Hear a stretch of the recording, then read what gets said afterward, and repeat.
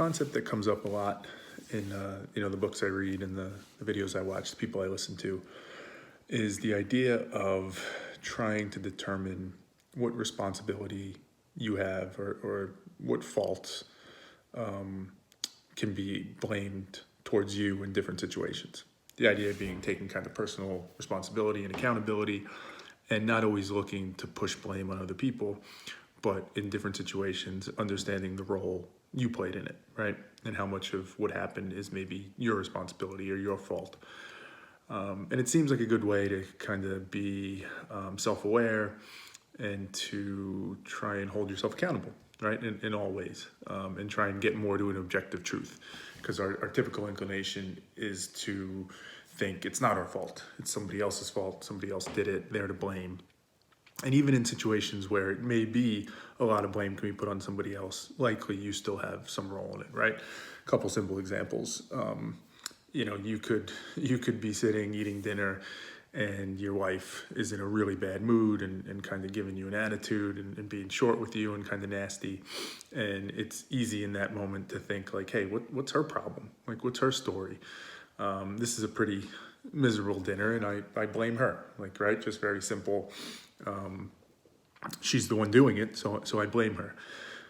Without acknowledging the fact that maybe, you forgot to go to the store and pick up the things she asked you to do, or you've been meant to paint, your kid's room for the last 4 weeks and you can't keep putting it off and going out and hanging out with your friends, right? Whatever it might be, it's easy in that moment to just assume it's somebody else's problem, they're to blame, without kind of tracking and tracing and seeing what role did I play in this. Or another silly example, your kid's eating cereal and they spill it and there's cereal everywhere. Then you get angry and you're mad and obviously your inclination is to blame your kid and say, hey, what's wrong with you? Why aren't you more careful? Why'd you spill this? Yada, yada, yada. But deep down somewhere, whatever, if you think about it, you look at it, you recognize like, hey, I gave them the wrong bowl, right? That's not the usual bowl I would give them. It's easier for them to spill it. It's not as balanced. Maybe I let them eat it in a different room than they would normally do it. So there's some role that you played in it. There's some blame that could be passed to you. And again, I just think it's a good exercise to hold yourself accountable and to question and challenge your gut instincts and where your mind initially goes, trying to build a narrative that, it's usually somebody else's fault. So I bring all that up because I've been thinking about this a lot for a few years, actually. And it's a concept that I'll say it kind of, or not a concept, but a topic that it a little bit ties to that, certainly, of where does blame lie. But I'm taking a very pragmatic, practical view of it, just to say hey, is there any blame to be passed around? I'm somewhat simplifying things. There's obviously a lot of nuance and complexity to this, but let's take a topic. Let's take the topic I'm thinking about, which is Donald Trump, right?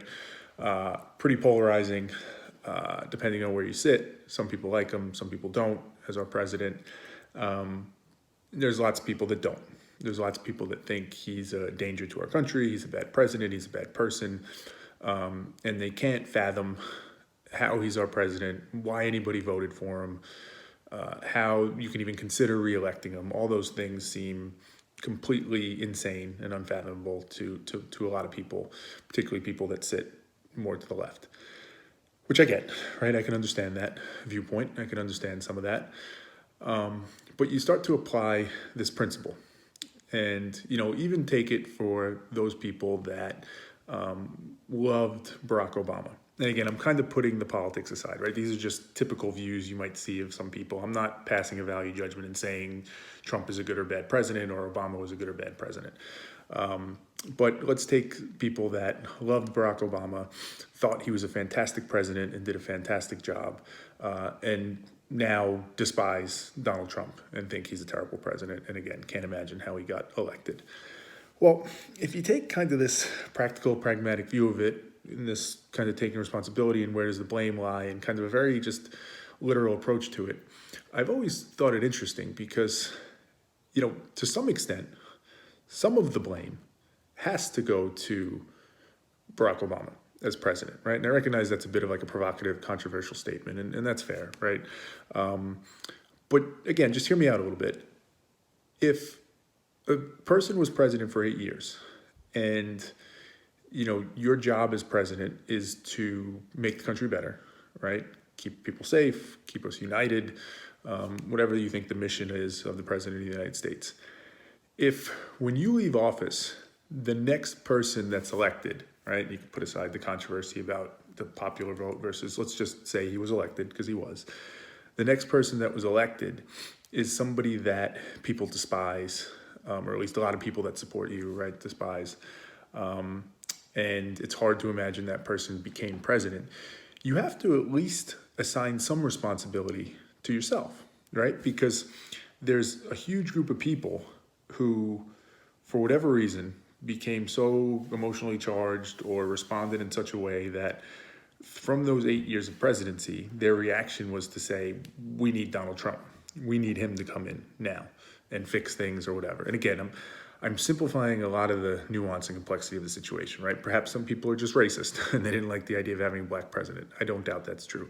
Perhaps some people are just so, fiscally conservative or just so, tied to the Republican Party that they're going to vote for him regardless. But, so again, if you really want to get into the allocation of blame and all that, it can get complex. But my point isn't to say how much. My point is just to say that there's got to be some allocation of it, right? So people on the left that are so infuriated and so frustrated with Donald Trump, I think it's important that you look inward a little bit to your side, to your party, and say, hey, how much responsibility lies there, right?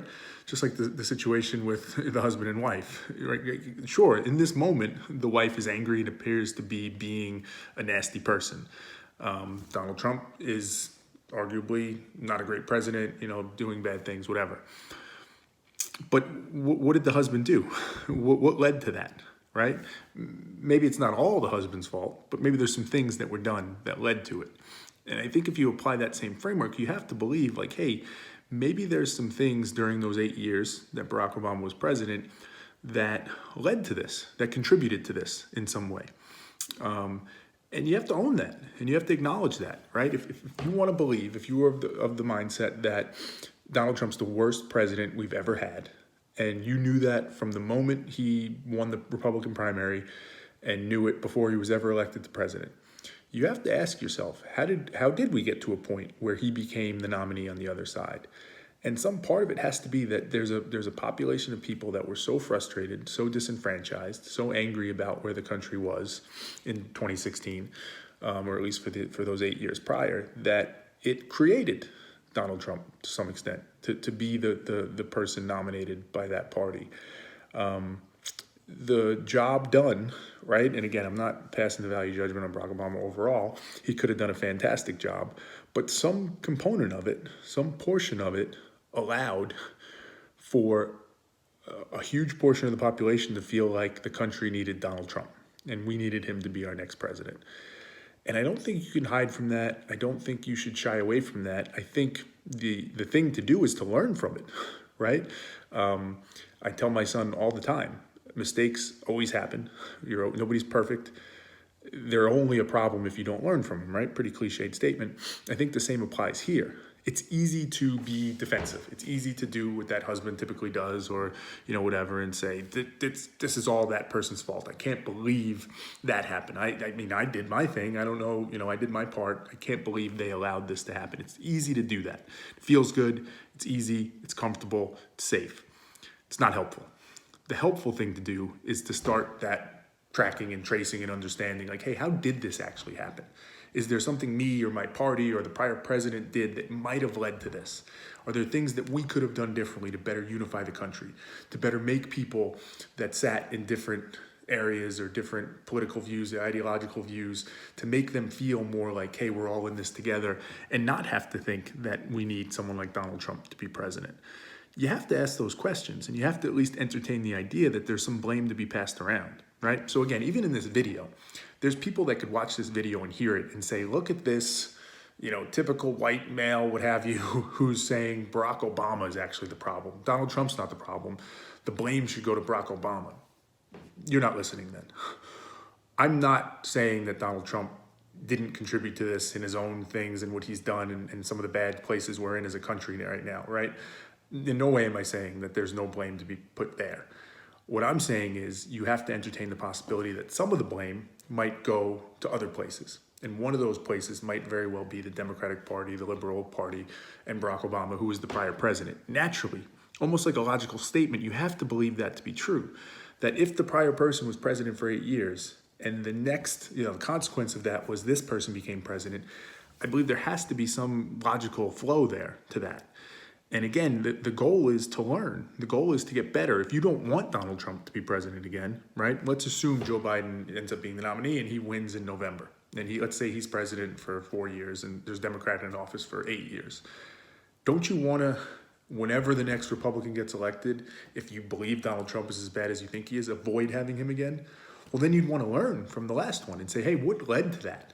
Now, if you believe that Donald Trump and anybody who supports him is just pure evil, and somehow the country turned into that, right? And all of a sudden 40 million, 50% of the country, whatever, became evil. Well, that's a different story and a different discussion, right? And we should go through that and understand how can you be sure of that? And how do you get to that conclusion, right?